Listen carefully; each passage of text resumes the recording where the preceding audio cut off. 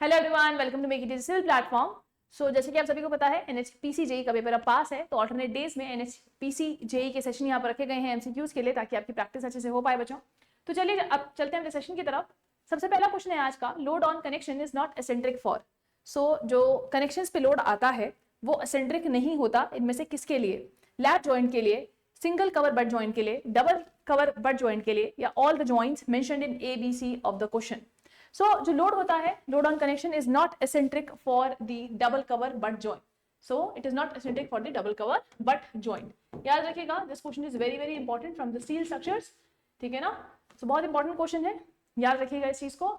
Next question की तरफ बढ़ते हैं बच्चों। In which of the following case we avoid bolted connection? इनमें से किस केस में आप बोल्टेड कनेक्शन को क्या करते हैं? अवॉइड करते हैं। Connection subjected to fire, connection subjected to frequent earthquake load, connection subjected to snow load, या connection subjected to corrosion problem. So इनमें से बोल्टेड कनेक्शन जो अवॉइड किया जाता है, बोल्ट तो आप लोग समझते हैं ना, नट एंड बोल्ट होता है, बोल्ट को कसा जाता है ना। तो यहाँ पर अगर मान लीजिए कोई अर्थक्वेक लोड आता है, वाइब्रेशंस होती हैं, तो ये बोल्टेड कनेक्शन क्या होते हैं, ऐसे ऐसे ऐसे वाइब्रेट करते हैं और ये निकलने के चांसेस इनके अगेन या फेल होने के चांसेस ज्यादा रहते हैं। तो कभी भी जो कनेक्शन जिसमें फ्रीक्वेंट अर्थक्वेक लोड आ रहा है, क्योंकि अर्थक्वेक से क्या आएंगी, वाइब्रेशंस आएंगी, तो उससे इसके फेल होना तय रहता है। इसीलिए हम बोल्टेड कनेक्शन यहाँ पर अवॉइड करते हैं in the connection which is subjected to a frequent earthquake load. Clear all of you? Next question की तरफ बढ़ते हैं बच्चों। The purpose of providing a balancing reservoir in a water supply distribution is to. देखिए, balancing reservoir water supply system में क्यों provide किया जाता है, देखते हैं इसको। To equalize pressure in the distribution system, to store adequate quantity of water to meet requirement in case of breakdown of inflow, to store adequate fire fighting reserve, और to take care of the fluctuation in the rate of consumption. तो देखिए, the purpose of providing balancing reservoir in a water supply distribution is to, क्या reason रहता है इसका? देख, ये basically क्या होता है, जो वाटर सप्लाई डिस्ट्रीब्यूशन सिस्टम में आप ये बैलेंसिंग रिजर्वॉयर बच्चों दे रहे हो, ये किस काम आती है आपके? ये जितनी भी फ्लक्चुएशंस होती है ना बच्चों, ये उनको टेक केयर करती हैं। मतलब जो भी अगेन कंजम्पशन के दौरान जो भी फ्लक्चुएशंस आ रही हैं, है ना, तो आप सभी को पता है फ्लक्चुएशन, जैसे कि मान लीजिए कभी तो बहुत सारा पानी है, ठीक है, कभी नहीं है, तो तब क्या करोगे? तो उस केस में जो ये बैलेंसिंग रिजर्वॉयर होती है, ये इन फ्लक्चुएशन को बैलेंस करने का काम यहाँ पर करती है। तो अगर आप ऑप्शन डी देखेंगे, to take care of the fluctuation in the rate of consumption, यहाँ पर आपका क्या रहता है, बैलेंसिंग रिजर्वॉयर आपका यूज में लेकर आया जाता है। अब जैसे देखिए, जैसे दिवाली है, दिवाली पे जो बच्चे होंगे वो अपने मान लीजिए कहीं और पढ़ते हैं तो अपने घर वापस आएंगे, तो वहां अब यहाँ इस टाइम पे जो वाटर का यूजेज होगा कंपेरेटिवली ज्यादा होगा, लोग अपने अपने घर वापस जाते हैं, तो यूजेज क्या होगा, पानी का घरों में ज्यादा होता है इस टाइम पे। तो ये भी तो एक फ्लक्चुएशन ही है कि जैसे फेस्टिवल टाइम पे आपको पानी ज्यादा चाहिए, नॉर्मल टाइम में आपको पानी कम चाहिए, तो इस तरीके से आपका क्या होता है, ये बैलेंसिंग रिजर्वॉयर आपका फ्लक्चुएशंस का टेक केयर करता है in the rate of consumption. Clear all of you? I'm just giving a layman example to all of you to make it understand this concept. Okay? चलिए next question की तरफ बढ़ते हैं बच्चों। The maximum permissible span of asbestos cement sheet is, जो maximum permissible span होता है asbestos cement sheet के लिए, क्या वो 650 mm है, क्या वो 810 mm है, क्या 1250 mm है, या वो 1680 mm होगा यहाँ पे। तो जो maximum permissible span होता है asbestos cement sheet के लिए, वो होता है बच्चों 1.6 meter, 1.680 meter, which is equal to 1680 mm. So option D is the right answer for this particular question, all of you. Clear? चलिए नेक्स्ट बढ़ते हैं। For a compression member having the same effective length about any cross sectional axis, the most preferred section from the point of view of strength is. देखिए, इनमें से कौन सा जो compression member है उसका जो स्ट्रेंथ है वो कंपैरेटिवली क्या होता है, ज्यादा होता है। For a compression member having the same effective length having the same effective length about any cross-sectional axis, the most preferred section from the point of view of strength is. So यहाँ पर ये compression member की बात कर रहा है जिसकी जो इफेक्टिव लेंथ है वो सेम है किसी भी क्रॉस सेक्शनल एक्सिस में, ठीक है ना, about any cross sectional axis. और इनमें से जो मोस्ट प्रिफर्ड सेक्शन रहेगा from the point of view of strength, क्या वो बॉक्स सेक्शन है, क्या वो आई सेक्शन है, क्या सर्कुलर ट्यूब है, सिंगल एंगल सेक्शन है। तो देखिए, यहाँ पर जो मोस्ट प्रिफर्ड सेक्शन रहता है in point of view of strength, वो रहता है आपका बॉक्स सेक्शन। क्या कौन सा रहता है बच्चों? वो रहता है आपका बॉक्स सेक्शन रहता है। So option A is the right answer for this particular question, all of you. ठीक है, आप देख सकते हैं फॉर्मूला भी, L effective upon the R minimum, ठीक है। तो ये रहता है आपका स्लेंडरनेस रेशियो का फॉर्मूला। चलिए आगे बढ़ते हैं बच्चों नेक्स्ट क्वेश्चन की तरफ। The water content of soil can be, देखिए जो यूजुअली वाटर कंटेंट अगर आप देखेंगे जनरल, तो it should not be more than 100%, ऐसा होता है। लेकिन अगर आप फाइन ग्रेन सॉइल की बात करेंगे तो उस केस में, कुछ केसेस में आप देखेंगे कि जो फाइन ग्रेन सॉइल का वाटर कंटेंट होता है it can be greater than 100%। तो फाइन ग्रेन सॉइल के कुछ केसेस में आप लोग ये देखते हैं कि वाटर कंटेंट जो है it can be greater than 100%। Usually तो आपको नहीं मिलेगा कि लेस देन 100 या 100 ही रहेगा, पर फाइन ग्रेन सॉइल के केस में यूजुअली देखा गया है कुछ भागों में या कुछ पार्ट्स में कि आपका जो वाटर कंटेंट होता है फाइन ग्रेन सॉइल के केस में वो ग्रेटर देन 100% हो सकता है, ठीक है ना। It can be greater than 100% in case of fine grain soil, in case of fine grain soil. जैसे आप सॉल्यूशन में भी हम लोगों ने लिखा है the water content of the sum of the fine grain soil may be even more than 100%, ठीक है ना। जैसे मैंने आपको बोला कुछ भागों में कुछ पार्ट ऑफ फाइन ग्रेन जो सॉइल होते हैं वो उनका जो वाटर कंटेंट होता है 100% से ज्यादा यहाँ पर हो सकता है, which indicate that more than 50% of the total mass is that of the water. Clear? आगे बढ़ते हैं नेक्स्ट क्वेश्चन की तरफ बच्चों। फॉर 25 मीटर और less available head which turbine will be suitable. देखिए Pelton wheel, Francis turbine, Kaplan turbine या none of the above. देखिए अगर आप देखेंगे पेल्टन व्हील तो जो पेल्टन व्हील होती है it is a high head turbine. कैसी टरबाइन होती है? High head turbine. जबकि जो आपकी ये जो कैप्लन है ये ऐसी नहीं है। तो कैप्लन का हेड कंपैरेटिवली क्या होता है? कम। और यहाँ पे जैसे लिखा हुआ है for 25 metre less available head which turbine will be suitable, तो इस केस में आपकी कैप्लन सुटेबल रहेगी बाकी के कंपैरिजन में। So Kaplan is the right answer for this particular question. Clear? Next question की तरफ बढ़ते हैं बच्चों। In a gusseted base when the end of the column is machined for complete bearing on the base plate, the axial load is assumed to be transferred to the base plate. This question is very very important again, very important again, है ना। जो गसेटेड base होता है again जहाँ पे आप machine foundation वगैरह लगा रहे हैं, when the end of the column is machined for complete bearing on the base plate, the axial load is assumed to transfer to the base plate fully by direct bearing, fully through fastenings, 50 by direct bearing and 50 through fastenings, 75 by direct bearing and 25% through fastenings. So gusseted base के case में यहाँ पर जो load transfer होता है बच्चों it is 50% by the direct bearing and 50% through the fastenings, ठीक है ना। 50% through the direct bearing and 50% through the fastenings. वो जो भी आप लगा रहे हैं कनेक्शंस उनके से 50% जाएगा और डायरेक्ट जो वो ले रहा है 50% वो ले रहा है, ठीक है। याद रखिएगा इंपॉर्टेंट क्वेश्चन है, रिपीटेटिव क्वेश्चन भी है again. Next is during the construction of earthen dam by hydraulic fill method development of pore pressure become important in the. देखिए जब आप अर्दन डैम को कंस्ट्रक्ट करते हो बाय हाइड्रोलिक फिल मेथड, जो पोर प्रेशर का डेवलपमेंट होता है ये इंपॉर्टेंट हो जाता है in the central impervious core, pervious outer shell, both A and B and none of the above. देखिए यहाँ पर जो डेवलपमेंट ऑफ पोर प्रेशर है it becomes important in case of the central impervious core, in case of the central impervious core, क्योंकि again earthen dam आप सभी को पता है नेचुरल मटेरियल से बना हुआ है, तो जो सेंट्रल कोर होती है वो इट शुड बी इम्परमेबल। तो जो पोर वाटर प्रेशर का रहता है पार्ट, ठीक है ना, तो वो इंपॉर्टेंट हो जाता है कि सेंट्रल आप impervious core के केस में देखें बच्चों, ठीक है ना। So during the construction of earthen dam by hydraulic fill method development of pore pressure become important in the central impervious core। Clear all of you? चलिए नेक्स्ट क्वेश्चन की तरफ बढ़ते हैं बच्चों। अच्छा एक चीज और है बच्चों, यहाँ पर अगर मान लीजिए अगर हाई पोर प्रेशर यहाँ पर डेवलप हो जाते हैं तो it can even leads to the liquefaction thing, right. Liquefaction का प्रोसेस मैंने आप लोगों को पहले भी बता रखा है, जिसे कहते हैं जो सॉइल है वो फ्लूइड की तरह बिहेव करने लग पड़ती है। तो लिक्विफैक्शन के अगर हाई प्रेशर रहेंगे तो ये भी आपका यहाँ पर हो सकता है। स्ट्रक्चरल इंस्टेबिलिटी तो यहाँ पर है ही, साथ ही साथ ये लिक्विफैक्शन का प्रोसेस भी आप लोगों को यहाँ पर देखने को मिल सकता है in case of the high pore pressures, right. इसलिए it is important in this it is important to check the development of pore pressure in the central impervious core। clear all of you? चलिए next question की तरफ बढ़ते हैं। The best season for felling of trees for timber production in hilly areas is। देखिए आप सभी को पता है ऐसा नहीं होता कि मैंने पेड़ को टैग किया और मैं जाके काट कर आ गई, है ना, ऐसा नहीं होता है। एक पर्टिकुलर टाइम होता है, एक एज होती है जिसमें आपके पेड़ को काटा जाता है। 50 से 100 साल के बीच में हम पेड़ को काट सकते हैं, ना उससे कम में ना उससे ज्यादा में। 50 to 100 ईयर्स के पेड़ को ही काटा जाता है अगर आप उसे एज अ टिम्बर यूज करना चाह रहे हैं बच्चों।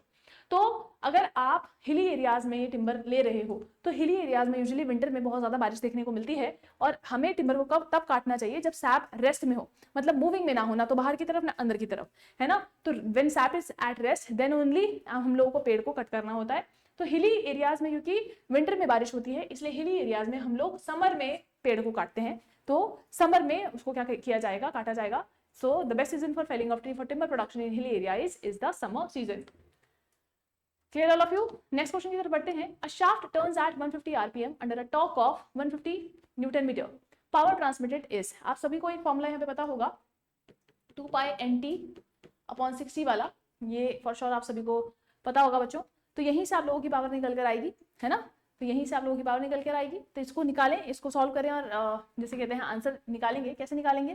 जैसे कि मैंने आप लोगों को बताया कि फॉर्मूला क्या लगाना है पावर का, 2 पाई nt अपॉन 60। तो यही है, ये वॉट में आएगा आपका आंसर। तो 2 पाई n और t मतलब नंबर ऑफ रोटेशंस और टॉर्क दोनों 150 दे रखे हैं। शाफ्ट देखिए this is the n number of rotations and torque is 150 newton metre. है ना, तो दोनों वैल्यू सेम है यहाँ पे, वही पुट कर रखी है 150 into 150 होल डिवाइड बाय 60 इतना वॉट, तो 750 pi watt is the right answer, या फिर 0.75 pi watt kilowatt is the right answer for this particular question. That means option number C is the right answer for this particular question. So just remember this formula 2 pi nt upon 60. So this will give you the power. Clear in watts again. चलिए moving towards the next question. An oil of kinematic viscosity 0.25 strokes flow through a pipe of diameter 10 centimeter. The flow is critical at a velocity of.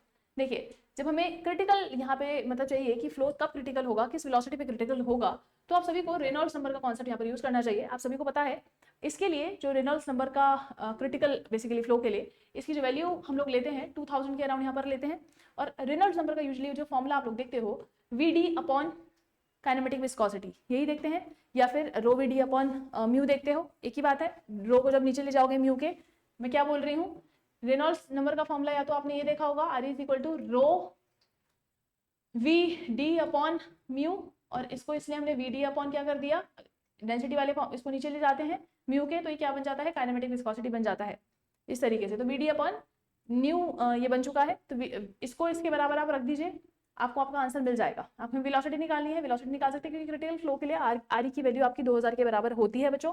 तो V निकालना है, V is equal to कितना हो जाएगा 2000 into kinematic viscosity यहाँ पे 0.25 strokes दे रखी है, याद रखिएगा स्ट्रोक्स में वैल्यू दे रखी है आपको, ठीक है ना। और ये डायमीटर भी आप लोगों को कितना दे रखा है, 10 सेंटीमीटर के अराउंड यहाँ पर दे रखा है, 10 सेंटीमीटर के अराउंड यहाँ पर दे रखा है। वेलोसिटी निकालनी है आपको मीटर पर सेकंड में। आप इसको सॉल्व करिए और आप इसको इजीली आंसर यहाँ पर निकाल सकते हैं। सॉल्यूशन यहाँ पर दिया हुआ है, जिसकी आप देख पा रहे होंगे बच्चों यहाँ पे, ठीक है ना। तो जैसे कि मैंने आप लोगों को बोला था, यहाँ पर देखिए वैल्यू आपको वहाँ पे मीटर पर सेकंड में निकालनी है, तो आपको यूनिट्स चेंज करनी पड़ेंगी। ये यूनिट चेंज करके सॉल्यूशन पूरा निकाला हुआ है। तो किया इन्होंने भी वही है जो मैंने आप लोगों को बताया है, VD अपॉन न्यू लिखा है, nu is equal to again, क्योंकि ये स्ट्रोक्स में था तो इसको मीटर जिसे कहते हैं स्क्वायर पर सेकेंड या फिर उसमें वैल्यू में लाने के लिए हम लोगों ने यहाँ पर 10⁻⁴ से यहाँ पे मल्टीप्लाई किया है बच्चों, ठीक है ना। Clear all of you. So यहाँ पर क्या हो जाएगा अगेन, आज जब V की वैल्यू निकालेंगे तो V की वैल्यू कितनी आ रही है 0.5 मीटर पर सेकंड आपके पास आ जाएगी बच्चों। ये डायमीटर 10 सेंटीमीटर दे रखा था, इसको मीटर में चेंज करने के लिए हमने डिवाइड बाय 100 किया तो 0.1 आ गया। 10 centimetre is equal to how many metre, 0.1 metre, right. तो हमने इसको भी मीटर में यूज किया है, मीटर में वैल्यू पुट की है, तो यहाँ से V की जो वैल्यू आई वो कितनी आई 0.5 मीटर पर सेकंड के अराउंड आपकी आ गई बच्चों, ठीक है ना। तो 0.5 that means option C is the right answer for this particular question all of you. Clear, आगे बढ़ते हैं। विच of the following is not a property of conifers trees, इनमें से कौन सी प्रॉपर्टी नहीं है कॉनिफर्स की। आप सभी को पता है जो आपकी इंजीनियर्ड वुड आती है, दो तरीके के आप लोगों ने पेड़ देखे होंगे, एक होता है एक्सोजेनस और एक होते हैं एंडोजेनस। तो एंडोजेनस से तो आपकी टिम्बर यूजुअली हम प्रेफर नहीं करते हैं, आपकी जो मेन इंजीनियर्ड वुड आती है वो एक्सोजेनस से आती है। एक्सोजेनस फर्दर डिवाइडेड होते हैं कॉनिफर्स, जिनको आप एवरग्रीन के नाम से भी जानते हैं, एवरग्रीन जो पेड़ होते हैं उन नाम से भी जानते हैं, और दूसरे होते हैं डेसिडस। तो कॉनिफर्स एंड डेसिडस के नाम से भी आप इनको जानते हैं। जो इंजीनियर्ड वुड आती है मेजरली आपकी यहाँ से आती है, इंजीनियर्ड वुड आपकी सारी की सारी यूजुअली यहाँ आती है, जिसमें टीक शीशम जिसे कहते हैं ना, सारी की सारी आप यहीं पे देखते हैं बच्चों, ठीक है ना। तो यहाँ पर अब आप देखेंगे इनमें से कौन सी प्रॉपर्टी नहीं होती कॉनिफर्स की। देखो कॉनिफर्स से जो वुड मिलती है हमें, वो आपकी जो वुड होती है वो लाइट वेट वुड होती है। कैसी होती है, लाइट वेट होती है और सॉफ्ट होती है। कैसी होती है, लाइट वेट होती है और सॉफ्ट होती है। जबकि डेसिडस से क्या होती है, वो हैवी वेट की होती है और डार्क की होती है, डार्क उसकी होती है, ठीक है ना। तो उसमें सॉफ्ट होती है, इसमें हार्ड होती है वुड, डेसिडस में हार्ड होती है, कॉनिफर्स में आपकी सॉफ्ट वुड मिलती है। सो इनमें से कौन सी प्रॉपर्टी नहीं है कॉनिफर्स ट्री की। They are heavy, they are light in colour, annular rings are seen distinctly, the structure is resinous। देखिए कॉनिफर्स क्योंकि सॉफ्ट वुड कैरी करते हैं, तो जो सॉफ्ट वुड होती है, सॉफ्ट वुड है, तो दैट मीन्स उसमें जो मेडुलरी रेज होती हैं वो इंडिस्टिंक्ट होती हैं। अगर मेडुलरी रेज इंडिस्टिंक्ट है, इसका मतलब है एनुलर रिंग्स वहां पे क्या होंगी, डिस्टिंक्ट होंगी। तो ये वाला बिल्कुल सही है, अगर एनुलर रिंग्स आपको डिस्टिंक्टली शो हो रही है, मेडुलरी रेज क्योंकि स्ट्रेंथ के लिए रिस्पॉन्सिबल होती हैं और जिसे कहते हैं या शेयर स्ट्रेंथ के लिए रिस्पॉन्सिबल होती हैं, तो आप जिसे कहते हैं वो अगर इंडिस्टिंक्ट है तो आपका स्ट्रेंथ कहीं ना कहीं क्या होता है, कॉम्प्रोमाइज होता है।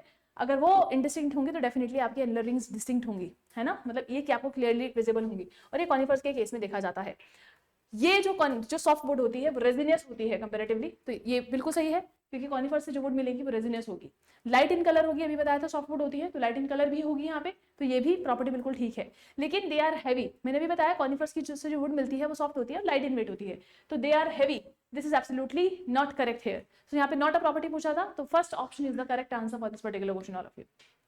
Next question is the diameter of shaft B is twice that of shaft A. Both shaft have the same length and are of the same material.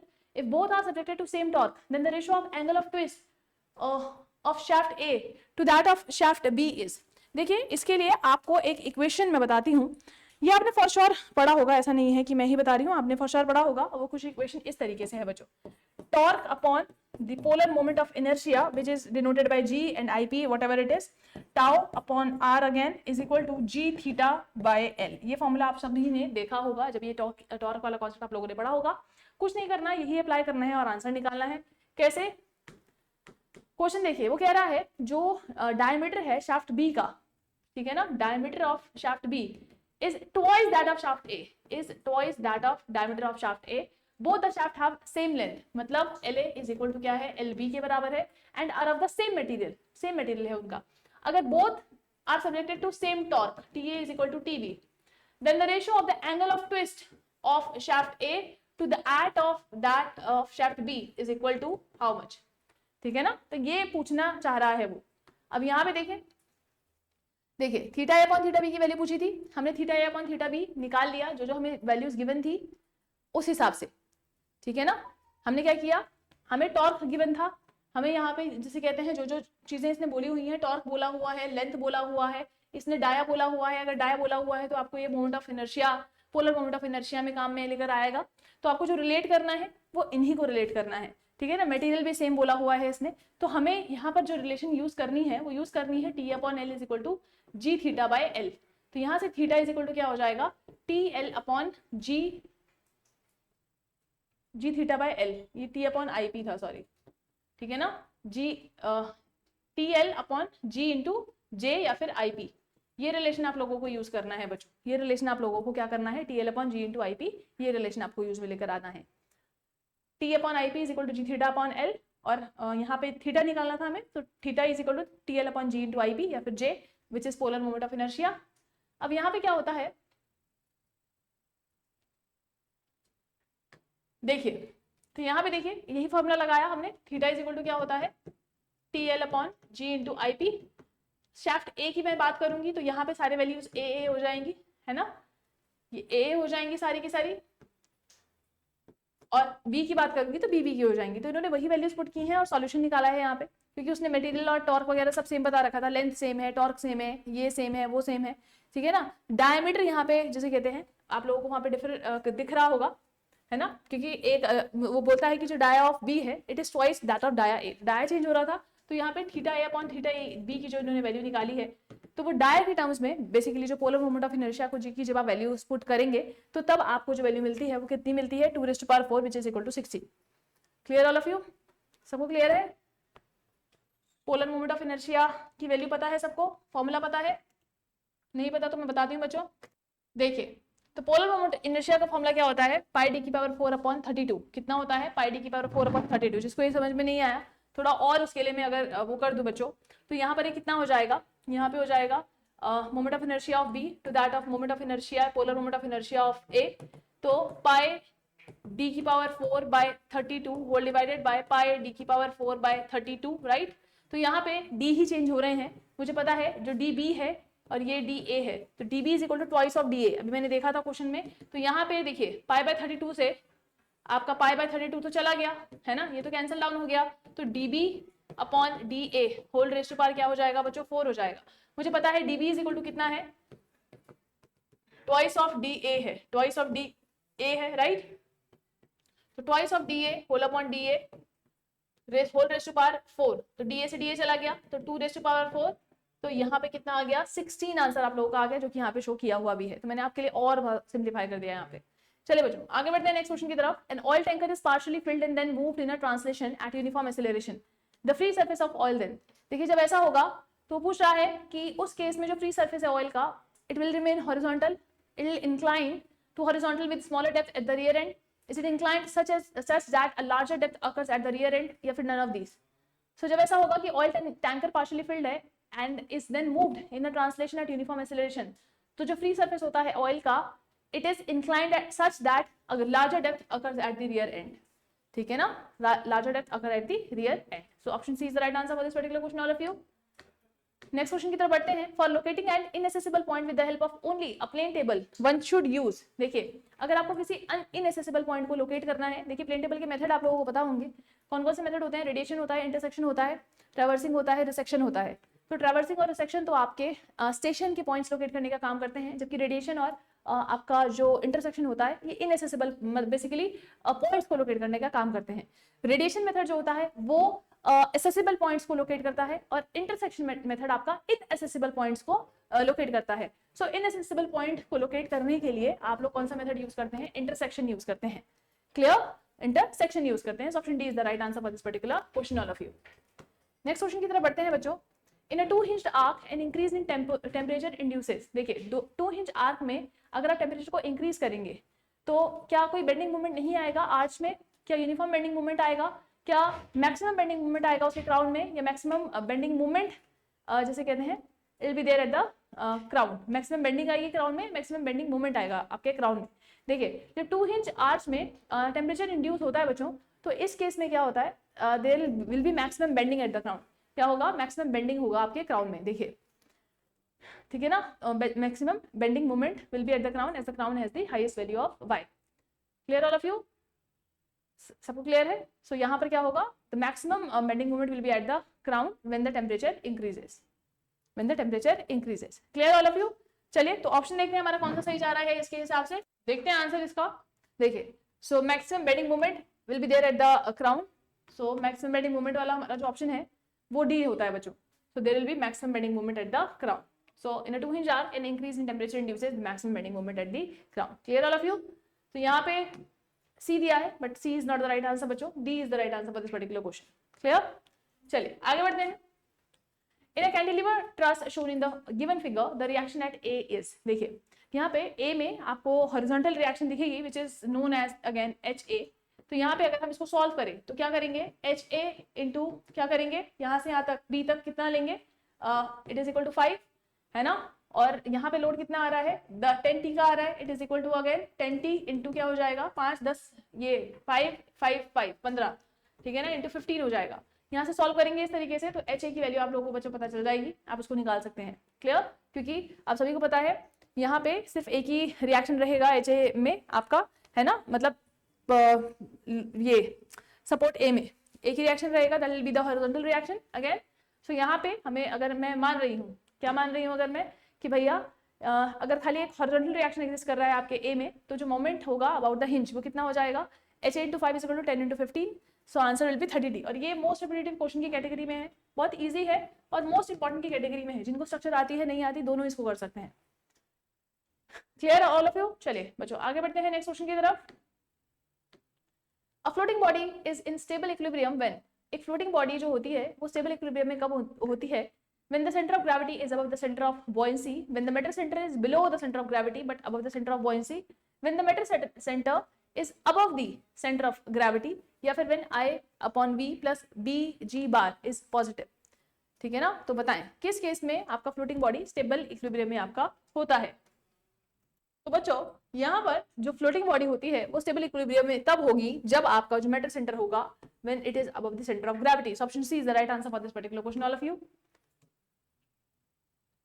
D is not the correct answer again। यहाँ पर C will be the answer क्योंकि ये जिसे कहते हैं आयोग ने माना हुआ क्वेश्चन है, PYQs का क्वेश्चन है। C will be the answer for this particular question। ठीक है ना, ये आपका क्या हो जाएगा? This equation is for the GM metacentric height के लिए जो आप निकालते हैं ये वो है, बट इसका जैसे कहते हैं मोस्ट प्रोबेबल जो आंसर होगा आपका C वाला ही होगा when metacentre is above the centre of gravity. Next question, this is the last question of the day. देखिए दिवाली ऑफर चल रहा है बच्चों, तो ये 19 to 23 तक चलने वाला है, जिसमें आप लोगों को फ्लैट 50% यहाँ पर ऑफ दिया जा रहा है। ठीक है ना, फ्लैट 50% ऑफ दिया जाएगा हर कोर्स पे। तो अगर आप किसी भी कोर्स में इंटरेस्टेड हैं अपार्ट फ्रॉम NHPC, ये तो एग्जाम है आपका, तो आप यहाँ पे जाके फ्लैट 50% में वो परचेज कर सकते हैं। ठीक है ना, सभी कोर्सेज पे फ्लैट 50% का ऑफ दिया जा रहा है। By using the coupon code MIE आप ये ऑफर अवेल कर सकते हैं बच्चों।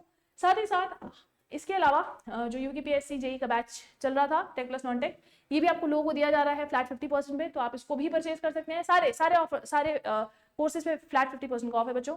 ठीक है ना। साथ ही साथ नॉन टेक्निकल की टेस्ट सीरीज NHPC JEE की रिलीज की गई है, जिसमें 10+6 टेस्ट आप लोगों को दिए जा रहे हैं रीजनिंग और जनरल अवेयरनेस के, मात्र 99 रुपए में आप लोगों को बच्चों दी जा रही है। तो आप इसको भी परचेज कर सकते हैं अपने एग्जाम की प्रिपरेशन को और बूस्ट करने के लिए। फर्दर SSC JEE की टेस्ट सीरीज भी जो हमने लॉन्च की थी 10+2 पे, ये इसमें 8 हम लोग और टेस्ट दे रहे हैं, जिसमें PYQs इंक्लूडेड रहेंगे बच्चों। तो ये था आपका दिवाली ऑफर जो कि आप लोगों ने देखा। तो आपको ये टेस्ट सीरीज मात्र 149 रुपीज में दी जाएगी, जबकि नॉन टेक की सिर्फ 99 रुपए में, ये आपकी 149 में दी जा रही है, क्योंकि इसमें नंबर ऑफ टेस्ट कंपेरेटिवली ज्यादा है बच्चों। तो इसी के साथ सेशन को यही एंड करते हैं, मिलते हैं नेक्स्ट सेशन में। आज के लिए इतना ही, धन्यवाद।